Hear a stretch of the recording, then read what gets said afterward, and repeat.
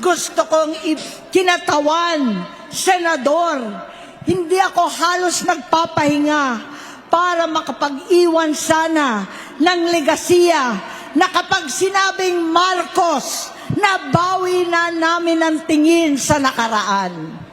Ngunit sa kagustuhan kong maging responsableng anak, matupad ang pangako ko sa aking ama, nabigo akong maging mabuting kapatid.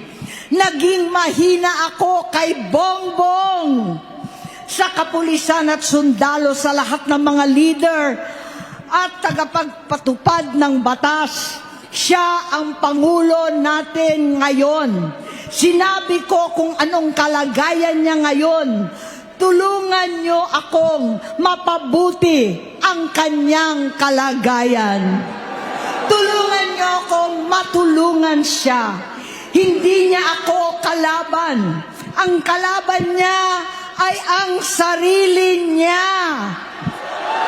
At nadadamay ang bansa sa laban na yan. Bilang senador at lingkod bayan, batid ko ang mga problema at gaya ng bayan.